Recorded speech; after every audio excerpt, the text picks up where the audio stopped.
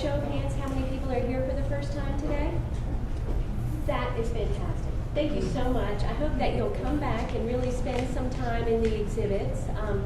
Chris Jordan, our Director of Education, is going to tell you a little bit more about the exhibits in a moment, but I wanted to share some very special news with you. You are our first group of program attendees since we opened up our membership program. And so you will find in your chairs our membership brochure. We're really pleased to introduce this to the community today.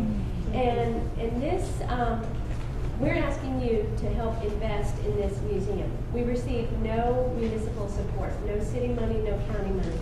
And so we're dependent on individuals and members to help us help this museum grow. As you can see that we have limited space. And one of our hopes is that one day that we'll grow into a larger space so that we can tell larger stories and make our programming, even grander than we have right now. So please consider joining our membership. I recommend the 1913 Society, and it'd be a great Father's Day gift for you out there looking for ideas. So without further ado, I'm going to introduce Chris Jordan, our Director of Education and Programs. Thank you. Can everybody hear me? Just fine? Okay. Well, thank you for being here today for what is going to be the last in our series of programs in conjunction with our exhibit, The War at Home, Exploring Winston-Salem During the Civil War. I had the pleasure of meeting our speaker a while back when he contacted us regarding some information about Shaffner Park. I think we originally got in touch with each other, and I said, well, hey, a member of the Shaffner family just brought over a collection of artifacts or documents that we still need to go through. You're welcome to come by and do some research. And I think Johnny was able to find some never before seen letters containing, or at least never before seen by him. And hopefully that was helpful to his research. I want to talk briefly about our exhibits and introduce our speaker. So as you came into the room, on the left, on your right side actually, on the red backed wall, we have a photo timeline called Every Picture Tells Our Story. And that is like I said, a photo timeline of this community from about 1850 through to the present. We generally have these TVs going as well with oral histories. And the photographs make a really good invitation to discuss and explore kind of how we've changed over time and what it used to be, and some of the really, really interesting kind of sometimes tawdry stories behind the scenes. On the left side, on your left side, on the yellow-backed wall, and on these these wooden units is the War at Home. And this being 2014, we are right in the middle of the sesquicentennial years. We have one more year of that 150th anniversary, I don't want to say celebration, but recognition of the Civil War. And when we originally wanted to do something with the Civil War, I realized quite quickly that there was very little information about the Civil War as it pertained to Forsyth County and specifically to Winston and Salem as communities. So we went to the primary sources, to letters, many of the letters that Johnny is looking at for his upcoming book, and all the newspapers and such, and trying to really turn the way the Civil War is generally promoted and portrayed, turn it on its ear a little bit and show it from a community perspective and look at it very, very on a microcosm, a micro scale, what was going on in Winston-Salem, how did the war affect us, how did we affect the war, and what were the people saying, putting it in the words of the people that lived here instead of having some academic curator like myself tell you what to think about it. Well, you can read what they said and figure out for yourself and try to really make that link between what we know of as this community prior to the Civil War, namely Old Salem, the Moravian heritage, and how that really connects the dots between that time and what comes later in the 19th century, namely R.J. Reynolds and tobacco. I'm going to introduce Mr. Johnny Pearson. Johnny Pearson was born in Alexandria, Virginia, and grew up in Arlington County, Virginia.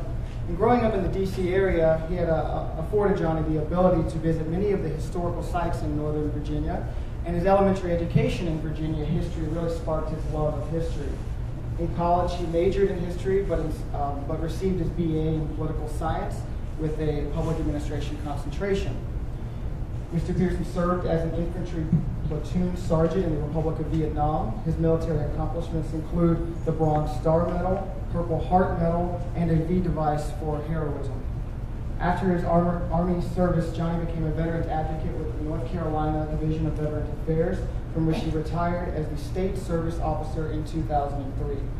As an active member of the Boy Scouts of America, Johnny has been recognized with the Vigil Honor, Order of the Arrow, the Silver Beaver, and Historical Preservation Awards from the Old Hickory Council of Boy Scouts of America. At his retirement, he was honored by then-Governor Michael Easley with the Order of the Longleaf Pine. As a scholar, Johnny has made contributions to published works by Keith Bohannon, L. Harris Churchwell, and W. Hunter Lesser. His book, which you can find in the back of the room, Lee and Jackson's Bloody Twelfth, The Letters of Irby Goodwin Scott, 1st Lieutenant, Company G, Putnam Light Infantry, 12th Georgia Volunteer Infantry, was published in 2010 by the University of Tennessee Press's Voices of the Civil War series. Mr. Pearson lives in Hickory and devotes his time to the local Eagle Scout Board of Review, his church, and most of all, to his family and 2 grandsons. He's currently working on another set of letters for publication, which I believe he will speak about today. Without further ado, Mr. Johnny Pearson.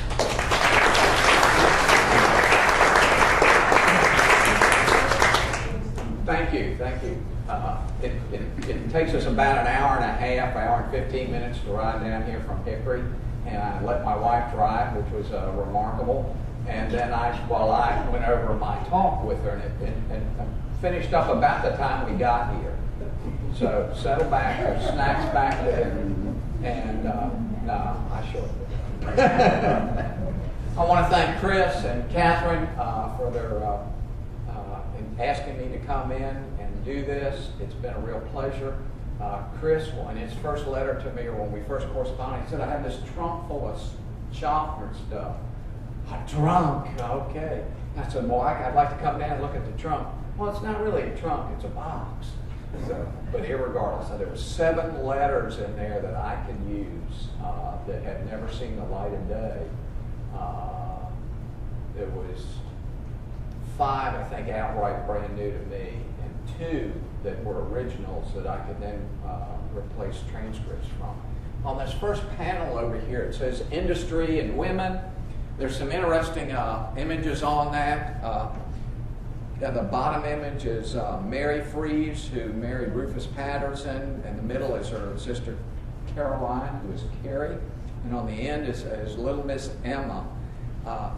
Mary married Rufus Patterson, Caroline married John Francis Shaffner, and Emma married Bonson, and Emma became very influential in the medical area here in Forsyth County, Winston-Salem.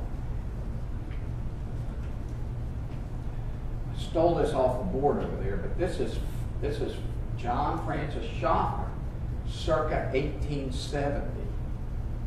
Well, I want to pass around John Francis Shaffner, circa 1860, before he entered the military. And this image was in that trunk. So, I want to start off by, in 1861 was a time when warfare technology was miles ahead of healthcare technology. The makings of a perfect storm. Europe was well ahead of us here in the United States at that time. We were kind of on the frontier of the medical healthcare industry. Well, who is John Francis Shaffner? We have some Shaffner descendants with us. They could probably give us a lot of information. And why is Frank, as he was known to his friends, important to us today? Because of one of the bells at First Presbyterian here in Winston-Salem. No, that was his wife, Carrie, that gave that bell. Because of Shaffner Park out on Silas Creek Parkway. No, that was going to be Carrie Shaffner Park, shortened to Shaffner Park. I know it's because there's a wing at Salem Academy. No, that's not it either. That was his wife, Carrie, again. And why is Frank important to us today? Because he was a newly minted physician in 1860, and he had an article published in the August 1860 North Carolina Medical Society Journal. Guess what it was on? The vices of tobacco. If we'd only listened to that essay back then, we may not, R.J. Reynolds probably, who knows. But irregardless, it was an award-winning essay, $50. He got $50 for that essay. And if you compute it out, figure out what it's worth today, it's something like $300, almost $400. Well, is he important today because he was mayor of Salem? Yeah, that's true, but that's not it either. Because after the war, he was president of the North Carolina Medical Society. He was. That's not why he's important today.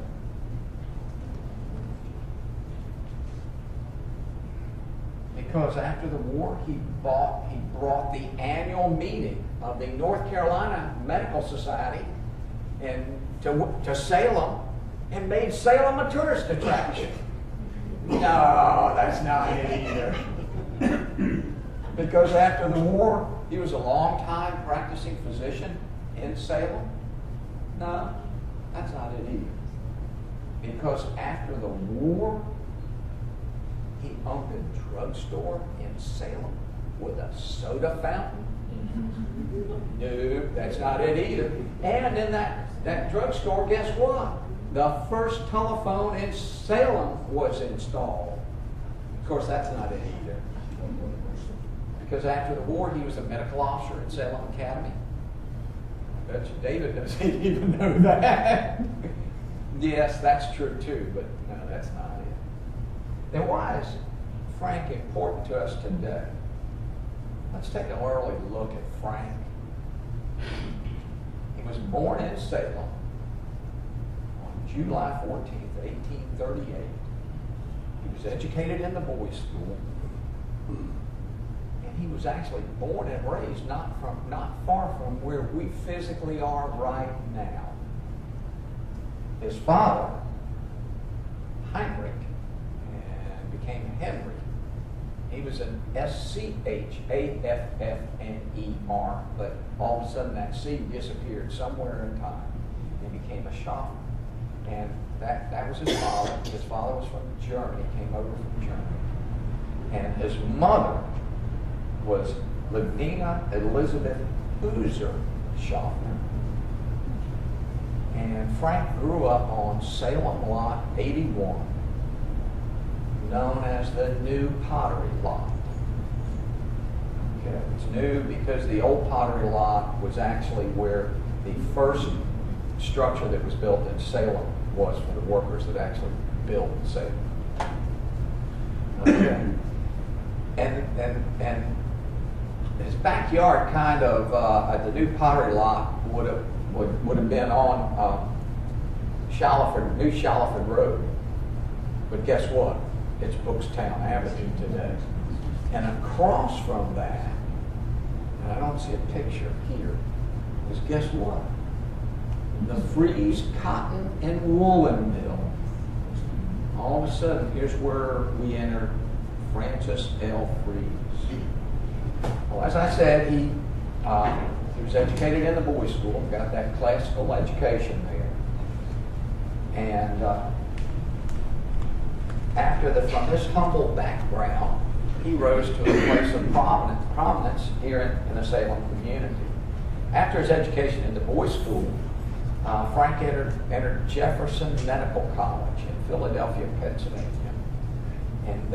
And its time, it was one of the premier medical schools in the United States. And it is also today one of the premier medical schools. When he graduated in early 1860, he was going to come back here to Salem to open his practice. Well, Francis Freeze, as we talked about, Francis L. Freeze, who was a businessman, a cotton mill owner, and a woolen mill owner, took an early interest in Frank.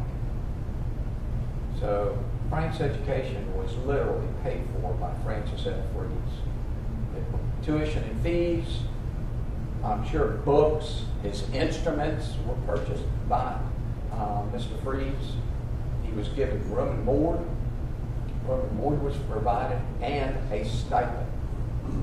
So Mr. Freeze made sure that this gentleman was going to succeed in his life, and he did. And Caroline, who's in the middle of that bottom photograph, was Mr. Freeze's daughter. And it gets more interesting after that as you get into this whole story. Well,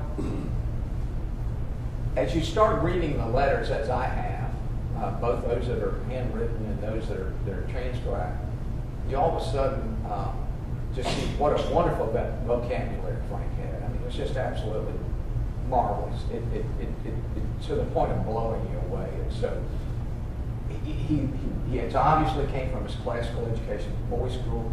It also came from his reading habits. We see that in his letters, what he was reading. Unfortunately, maybe he didn't read the Bible a lot. At least he doesn't tell us he did. But he believed providence was on his side in the war. Well, the interesting thing, too, as we move along, what makes him important today is his wartime letters and his diary entries, to be real honest with you. He left a treasure trove. And Carrie left us a treasure trove of her diary entries. And Mary left us a treasure trove in her diary entries, too. It's fascinating. There are, and the part that I'm interested in, there's something over 400 letters, just letters in the entire, what I've seen in the collection. There's 500 to 600 letters from Frank to Carrie, Carrie to Frank, Francis Freeze to Frank, other folks to Franks. It's amazing. It's just truly amazing. There are 3 depositories that house this collection, and like I said, there's a Carrie's diary, Mary's diary. Oh my God! It just goes on and on. There's and Frank's diary, the one that survived. At the back of it, once he got back here in Salem, it's a case book. So and so came with such and such a complaint. Here's what he did for him. So that's been interesting too. There's 3 depositories that actually house the better bulk of the material. The Moravian Archives here in town, the North Carolina Archives, and both of those have predominantly transcribed letters. And then there's the University of North Carolina's Southern Historical Collection that has got a massive collection there. And thanks to Shaffner descendant, there is a court-martial document at the Moravian Archives, which is just fascinating to read. Grimes was Shaffner was court-martialed by General Grimes, but was acquitted by the court. So that's the reason why Frank's important to us today, what he left us.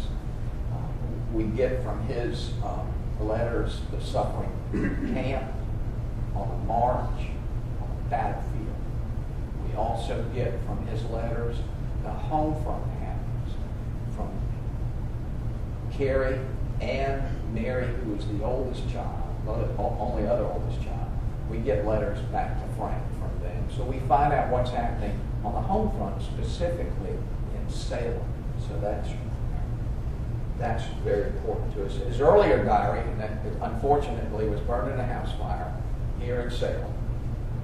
His father, and this is why Frank was home on sick furlough in 1864. His father was trying to burn the mist out of the chimney, and guess what? Sparks got on the roof. And the funny thing about that is, who were the men here to put out the fire? There weren't a lot of young men. So guess who were the firefighters? Predominantly women. So, in 1860, succession was not really being looked at here in North Carolina. And it wasn't until April the 12th, 1861, at the bombardment of Fort Sumter, that all of a sudden things got different here in North Carolina, as well as most of the other southern states as well. Well, President Lincoln called for 75,000 troops on April 17th in order to suppress the rebellion. North Carolina Governor Ellis responded to Lincoln's call by writing a telegram saying, "I can be no part to this wicked violation. You can get no troops from North Carolina." This was the turning point for North Carolina. On May the 20th, the convention met in Raleigh to debate and vote on succession. They did pass the succession. But even before the convention met in Raleigh, a lot of these local militias units were already drilling and preparing themselves for war. On March the 29th, 1861, Frank, this newly minted, he hadn't been a graduate, maybe he'd been a graduate a year now. This newly minted physician was called out to treat John A. Billiter, age 16, who was injured when, in his left hand, when a pistol discharged prematurely.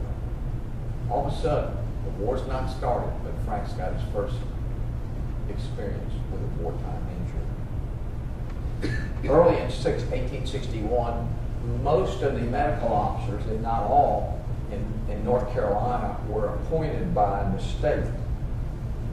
When the first two companies marched out of Forsyth County in June of 1861, and there's a photograph on that back wall of, what's that, Company 2? You seen that back there? That's the Forsyth Rifles. That's the Forsyth Rifles. And that was not Below's company. That was Below's company. So, and there's also a Below House photograph back there. So, when they marched out of Salem, Frank didn't hold a state appointment. So, technically, he was going to end up serving in the ranks as a private soldier. But he was going to offer his services to that group in hopes that he was going to get a commission. Well, guess what? June 21, the following correspondence came to Frank. It's addressed from the Department of Military and Naval Affairs. It says, "Sir, a recommendation in your favor signed by several of the officers of the 11th Regiment NC Volunteers has been received. All of the appointments in said regiment were made previous to its reception. For very respectfully yours, Warren Wilson." Warren Wilson was the governor's head of the Military and Naval Affairs office.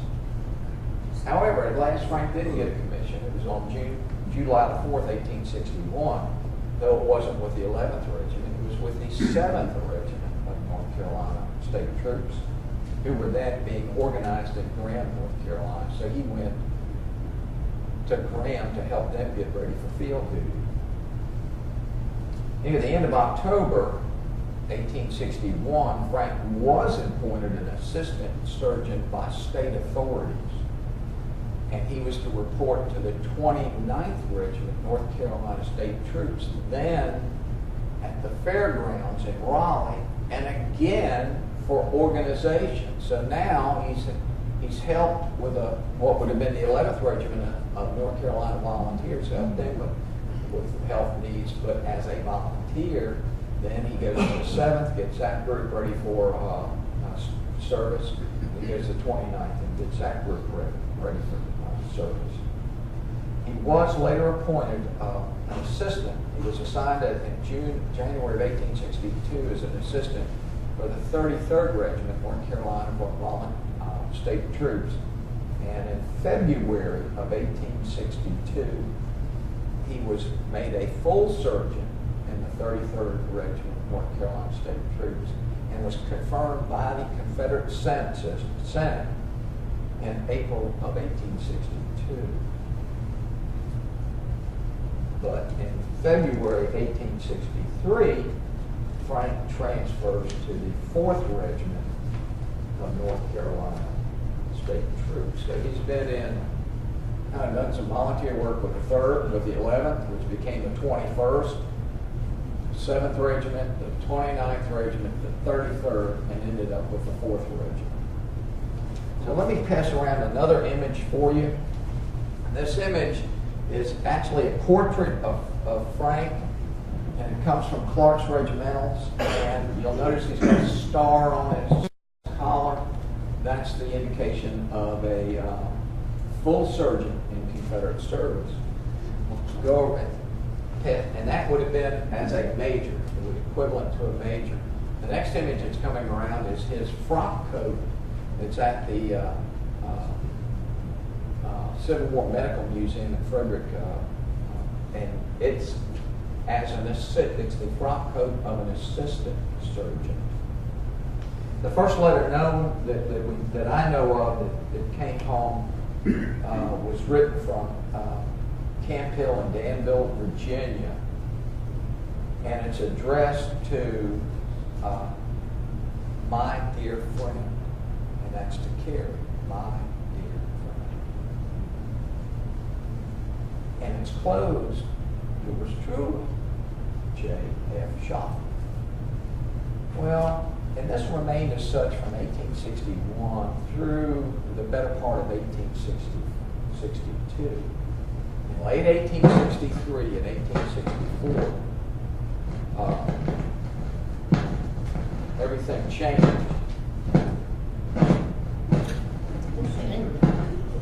I think your time might be. Thank you. You're fine. I'm just not bending my head. Here, it's askew now. I won't let you be seen like that. Let's see.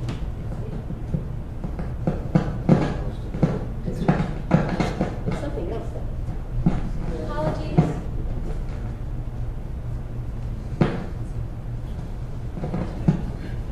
What is that? Why don't we turn it off and on? Sorry. Probably a wire.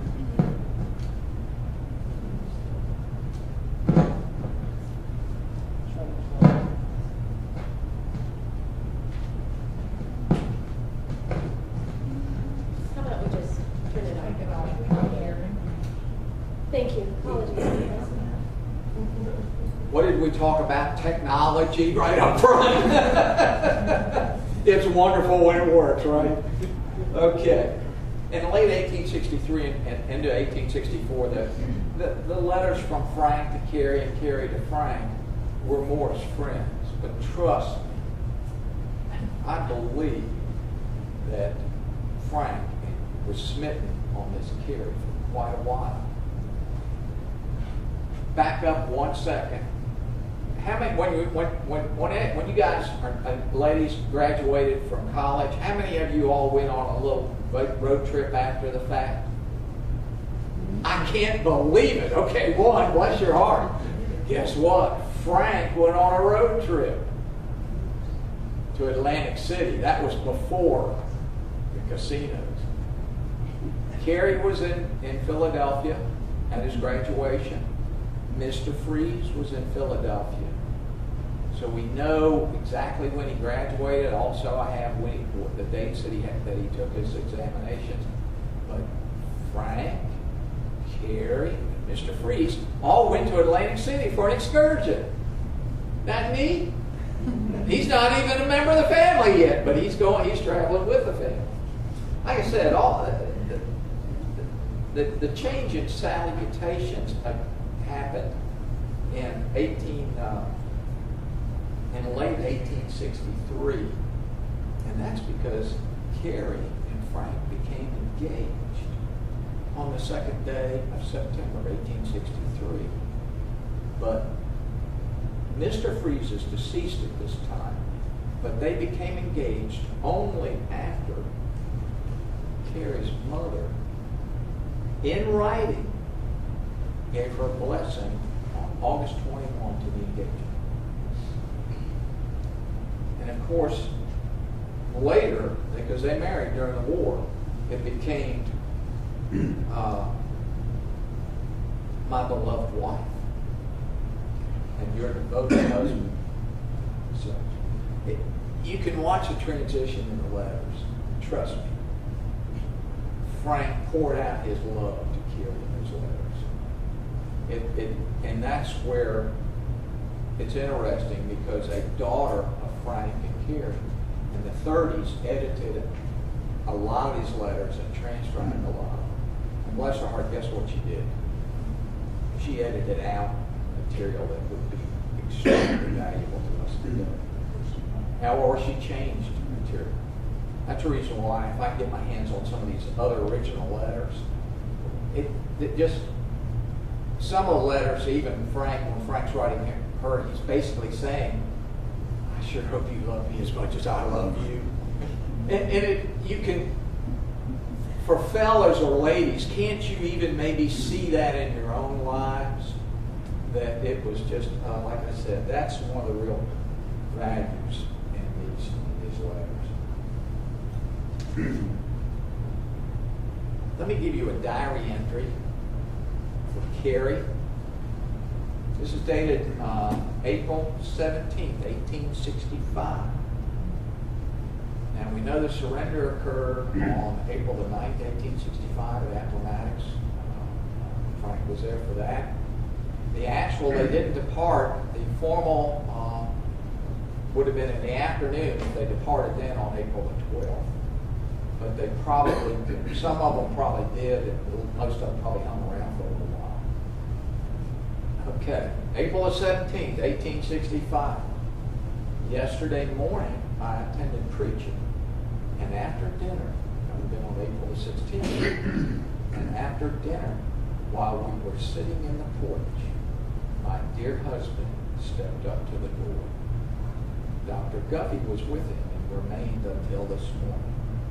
So we know exactly when Frank got home, how long it took him. 4 days later, they went down to his office, where his office had been, to put it in order so he could begin his practice of medicine. As I said, later on he opened a drugstore. And in 1875, a soda fountain was added to that drugstore. How many times have we gone to drugstores as we were all young? There was a soda fountain there, a little book. So, and as I said, then 3 years later, the first telephone, so it'd be 1878, was installed in the drugstore. After the war, Carrie and Frank are parents to 5 children. 4 of those survived to adulthood. 1 dies at 10 months old. Frank took an active part in the United Confederate Veterans in Forsyth County. I have a talk. There's a that he gave in 1903 to that group, the North Fleet group. He took an active part in the North Carolina Medical Society, including serving as president and addressing the circulated society at their annual meeting held in Salem. He was a member of the organizing body of the Forsyth County Department of Health. Service to his church, which would have been home church, and provincial synods occupied his time when not practicing medicine. He also served on the financial board of the Southern Province and on the Salem Boys School Board. He was mayor for a number of years, and while he was mayor, we know that he promoted better roads here in Salem, and he served on the committee to establish free schools here in Forsyth County. And as mayor, he served on the board for consolidation of Winston-Salem into one town to be named Salem. But it took 23 years for that to happen. He was the director and president of the Madison and Winston-Salem Railroad. He was president of the Inside Land and Improvement Company that owned a large tract of land between the Roanoke and Southern and Richmond and Danville railroads. There was like 238 acres that he and part of this group owned. Let me close with a little snippet from Carey's diary dated 16 February 1865. I think you'll enjoy this. Frank and Carey. Now, the war's still going on, so he had to get a leave to come home. Frank and Carey were married sometime after 8 p.m. And back then, apparently marriages were always in the evening, especially in these more prominent families. I guess to try to, people from Kernersville, to make sure they could get in, or from Old Town, or the thing, that type of thing. Irregardless, they were a little late starting, but Carey writes, the company appeared to enjoy themselves finally. Broke up about 1 o'clock a.m. Thus ended the most eventful day of our lives. I have given my heart and hand to one who is worthy of more than I can perform. But trusting that by reliance on that friend, God, who can do all things, I hope you become a perfect wife, as frail human nature will allow. And I thank you for your time. I thank all of you for coming. I appreciate it.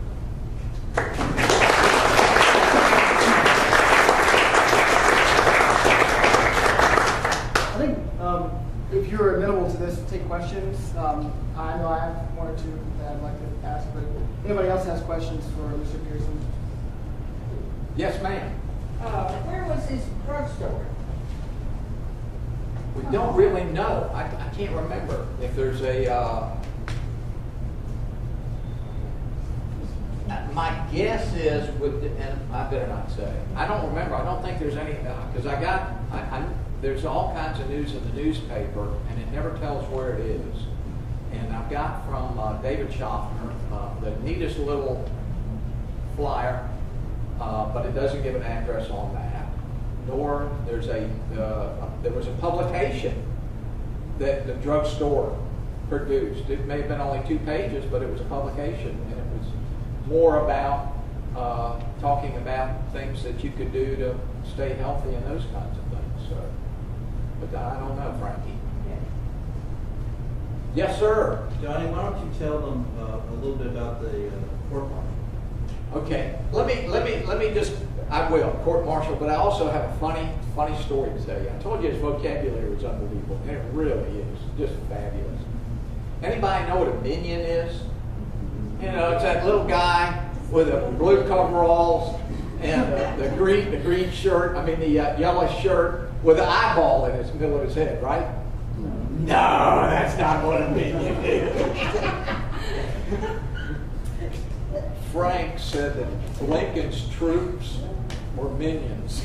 And when I realized what that word was, all I could see was these little guys with the eyeballs. Okay, the court-martial.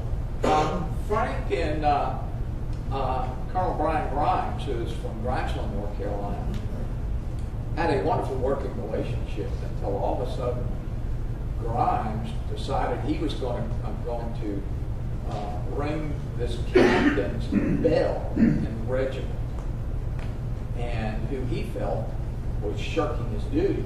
So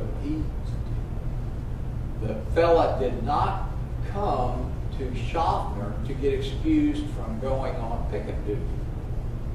He basically went to the adjutant's office, and they were pretty good buddies, and the word got back to Frank. Well, Grimes didn't like that, and that's not the way it was supposed to work. He either had to report himself directly to the surgeon or send somebody to the surgeon so that the surgeon could go to their tent. So basically Grimes said, you're going to see it 3 times a day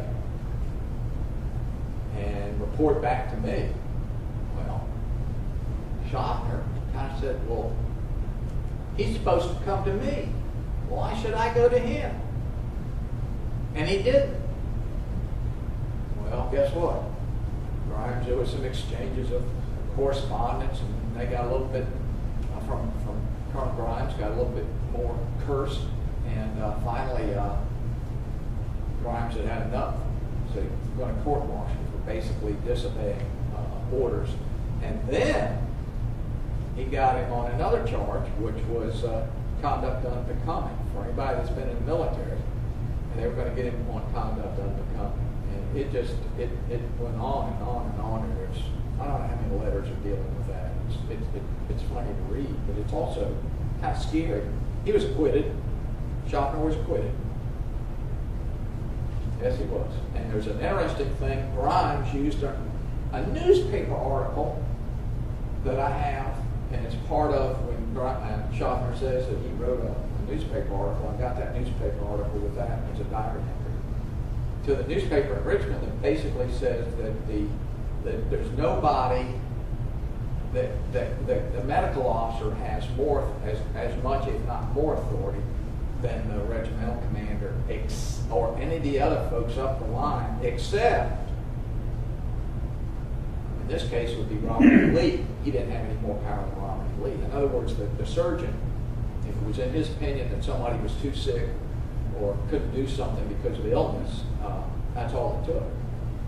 And he was absolutely right, because regulation was that way.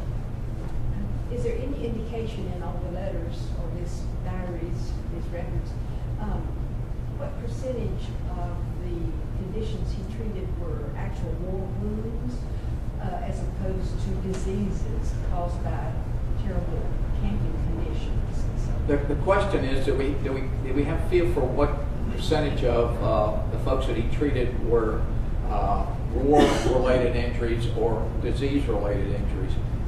Not really. There's some of them you can pick that out very, very quickly.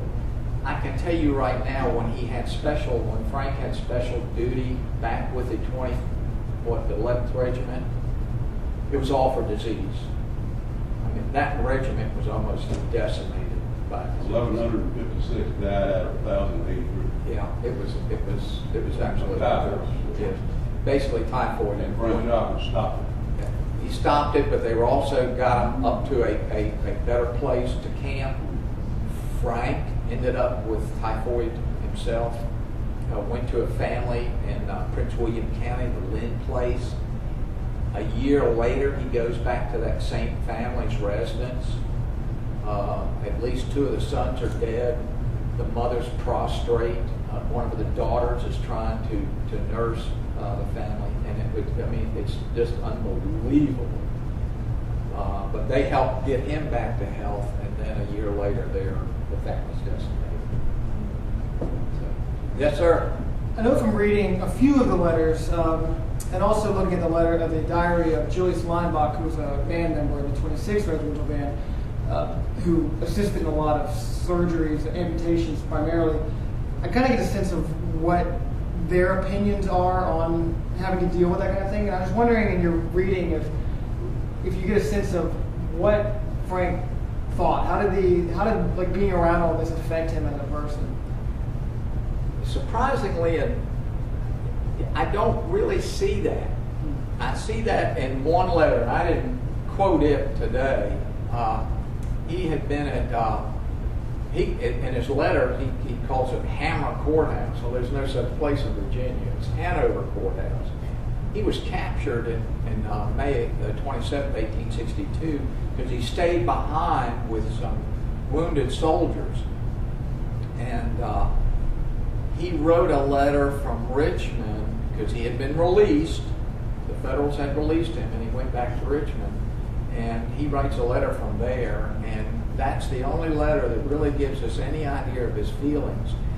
And he was more worried or concerned that you might get callous and not caring about the sick and or the wounded because you're around it so much. And he was very much concerned about that.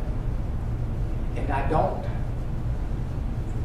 really see anything in the other letters. He never complained about that in the other letters. He never, the only other time was when he was actually the surgeon for 2 regiments during a pretty aggressive combat situation. And he seemed like he was pretty well overworked with that. I've never seen that. You've got to remember, too, the Civil War surgeon there was one assistant surgeon in the regiment.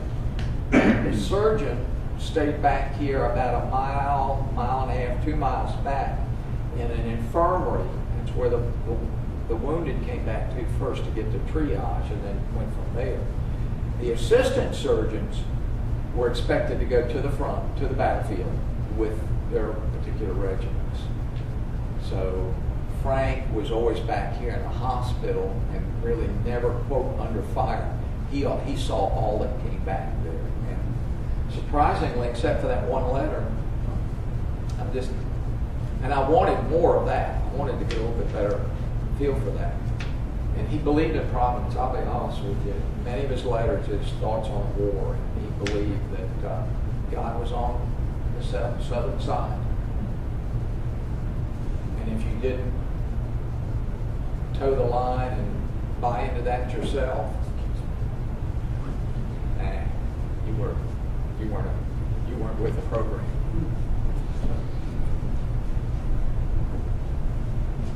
Have you looked into how the mail was transferred, delivered, and stuff like that, or is there any indication as to how long it was between letters and stuff like that? It could go anywhere from as short as a few days to 2 weeks. And he complains about the mail service. The Confederate mail service was notoriously terrible, even though the Postmaster General had been with the Federal Postal Service, and he brought folks with him when he came south, the forms and all that. A lot, in my prior work, and it's pretty much the same, would be the same here. They transferred mail back and forth by people going home, either sick or wounded, and then coming back to the Army bringing mail and or boxes, those kinds of things. So, but it went from literally just a few days to 2 weeks, and Frank would complain about it. He knew that there was nothing he could do about it. Was there any censorship involved? No, none. That's a good thing, because some of Frank's letters in 1864, give us a wonderful description of Cedar Creek. Just absolutely wonderful description of that. He was far enough back, and he had a wonderful overview of that whole situation in Cedar Creek.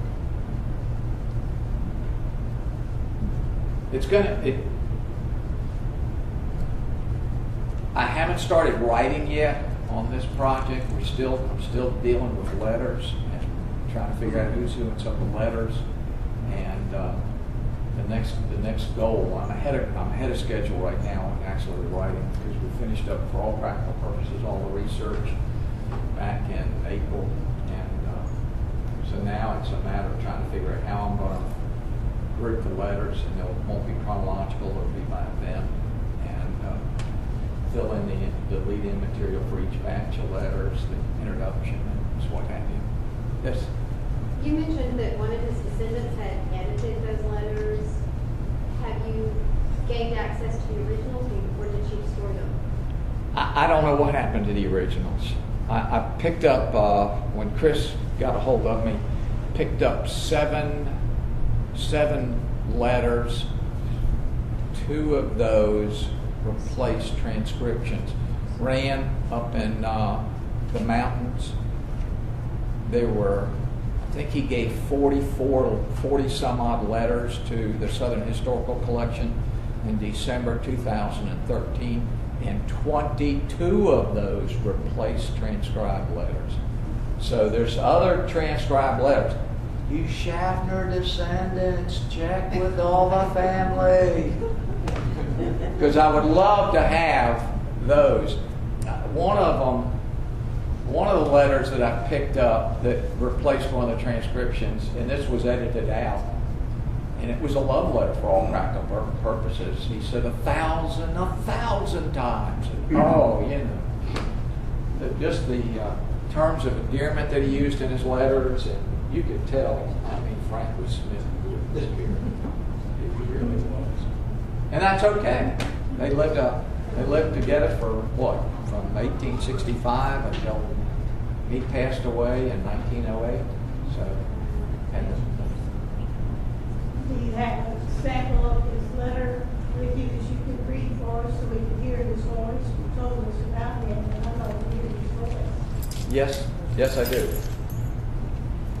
If you can wait a few minutes, we were working at the Moravian Archives, and the neat thing about that is I wanted to see if there was any letters that Frank had written to a male. He's going to write to Miss Carey a little bit different than he would to a man. Why? Well, you know, two guys talking. Yeah, it was wrote to Christian Thomas Foley, Tom. And so I've got some of those with me. And Marianne's going to get those out. We'll take a look at a couple of those.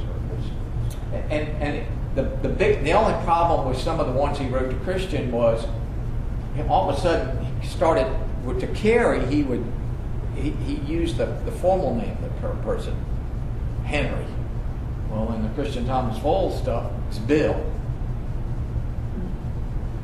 Bill. So that's been kind of a challenge, but I have enough. I'm glad I got these later in the process because I had enough of the names. The interesting thing too here on the board is Wesley Freeze. You guys need to come up here and take a look at Wesley. Wesley was with Frank in the Army, and Wesley belonged to grandfather Freeze. And went to the Army. But Wesley was sick, very ill, and Frank was very much concerned about Wesley. I guess because he didn't want anything to happen to Wesley because that was his future grandfather-in-law. None of these in here are to Carrie. You got them there. Yeah. And Lane can probably find the pastor if you can. Okay. Again, what I've got here is letters to Christian Thomas Foles, and here's one from January of 1863. And this is when Frank was a full sergeant with the 33rd Regiment North Carolina State Troops.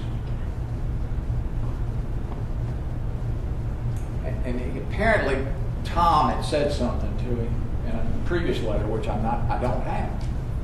Do not for a moment suppose that my, quote, feelings have in any manner been wounded by personalities, end of quote, of your last letter, which I assume you has not. And that's the few times he kind of uses some very poor English. You has not been the case. I hope you know me better than to suppose that I could take offense at your railing, even though bitter as gall. Again, I don't have the letters. I don't know what he's talking about. In my letters, I have not spared you, and believe that I am always willing to, underline, receive in a like spirit that I inflict. Tom, at age 14, went to work for Francis Freeze in the factory and continued his education at night.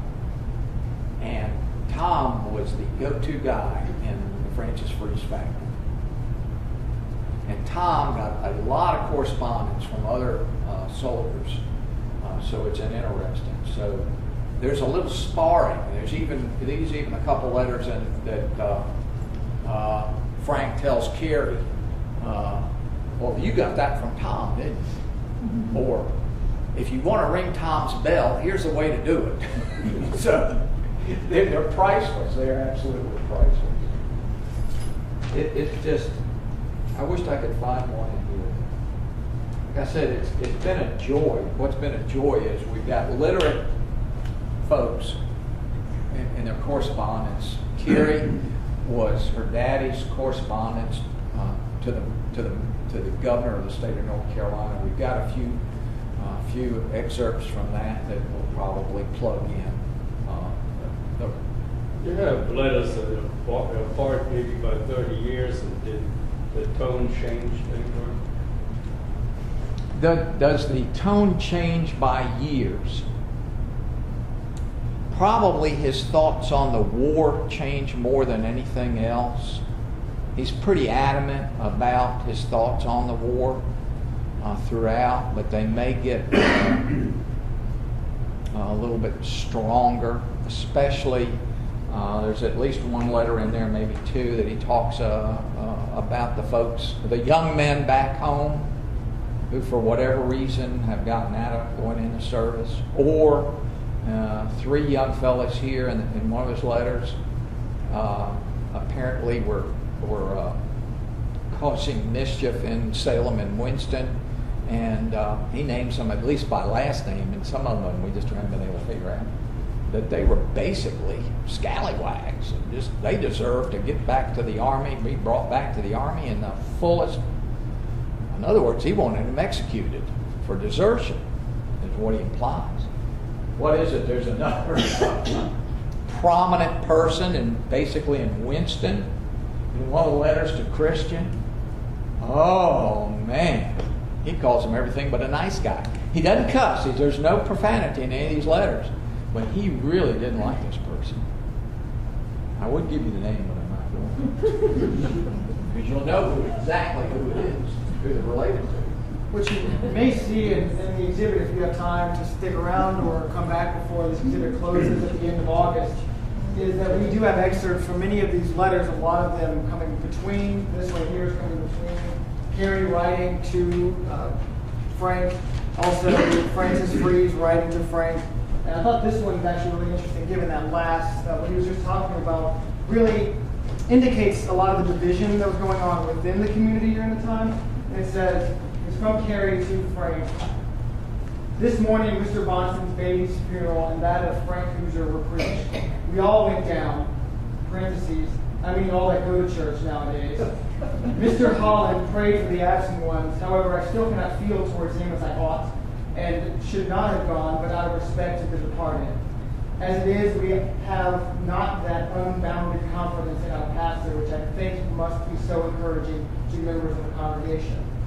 Carrie very much shared Frank's point of view on the rightness of the Southern cause and the place of the Confederacy, whereas many folks in Salem were more ambiguous in their feelings or outright against the secession and the Confederacy.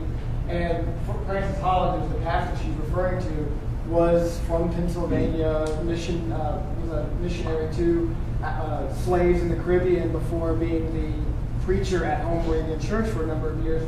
So she didn't trust him one bit once the war came out, and you see that play out in their letters, and I think that's indicative of some of their animosity towards locals. Because a lot of locals at home, it's not just they're trying to get out of the war, many of them did, but they didn't want any part of it to begin with. The interesting thing too, you can see the bantering in the People's Press and the Western Sentinel. People's Press was a Whig paper. Basically, it was the organ of the Moravian Church here in town, and the Western Sentinel was the Democratic paper, and the more worldly as a newspaper could be considered. And there was a lot of bantering back and forth between the two editors. That's also very humorous. And you could tell which side both papers were on. And I think Holland, who was the minister at Home Church, when you start looking at his background, because yes, he was a missionary to the islands, the Caribbean islands, and I think that's where probably some of this was coming from. He had seen it there. It was at a small, it was at a much smaller scale here in Salem and Winston, and I think that's where his loyalties were, in the sense that he'd seen what it was. He ministered to those enslaved peoples, and so he was very sympathetic with that part. Again, he was from Pennsylvania, and his wife's father, I believe, died up there, so there was some pressure maybe from his wife to go back there, you know. But you can read it, like you said in the letters. Carrie was, we talked about First Presbyterian Church. They had a minister at First Pres who was only came maybe once a month, But everybody, it seemed like, from Salem was going up to First Presbyterian to hear him preach. And some of the letters say, gee, because Holland was here, we wish he'd come down here and be our preacher. And that's one reason why I think there was a close relationship between the Breeze family and Carrie with First Presbyterian. And literally, she gave a bell to First Pres in the 1870s. Where did her money come from? Did it come from Frank? Not exactly.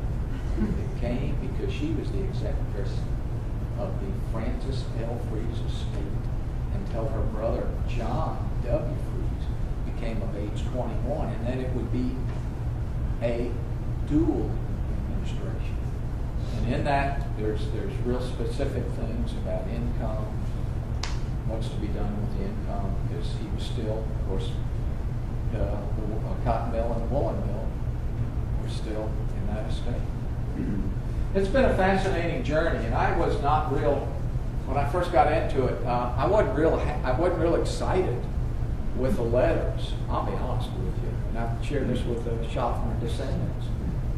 But I am full bore into it now. It's a wonderful collection, just absolutely wonderful. It's going to be exciting. I can't wait for it to be in the public domain and we'll see this wonderful gentleman from Salem, North Carolina. His love for Miss Carrie. So, thank you.